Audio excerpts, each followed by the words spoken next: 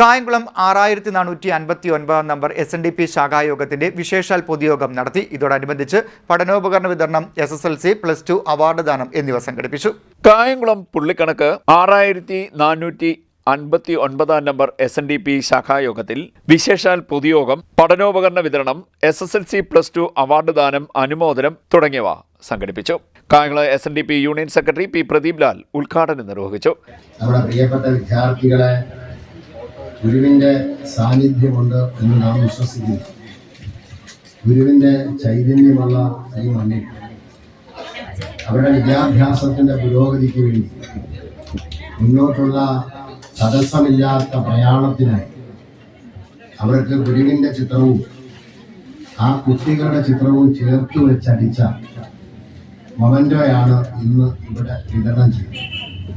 ഭഗവാനിലേക്ക് അവരെ കൂടുതൽ അടുപ്പിക്കുക, ഭഗവാനിലേക്ക് അടുത്തെങ്കിൽ മാത്രമേ സമൂഹത്തിന് ഗുണകരമായി, രക്ഷകർത്താക്കൾക്ക് ഗുണകരമായ മക്കളെ വളർത്തിയെടുക്കുവാൻ നമുക്ക് സാധിക്കുകയുള്ളൂ. ഇന്ന് ലോക പുകയില ദിനമാണ്. മയക്കുമരുന്നും മദ്യവും വ്യാപകമായി പുതിയ തലമുറ ഉപയോഗിക്കുന്നു എന്ന വളരെ വിഷമമുള്ള ഒരു കാര്യമാണ് നടന്നു വരുന്നത്. ആലപ്പുഴ ജില്ലയിൽ ഏറ്റവും അധികം മയക്കുമരുന്ന് ഉപയോഗിക്കുകയും അത് വിതരണം ചെയ്യുകയും ചെയ്യുന്ന ഒരു മേഖലയാണ് കായംകുളം. കഴിഞ്ഞ ദിവസം എക്സൈസ് കമ്മീഷണറുമായിട്ട് കാണാനില്ലാവുന്നു.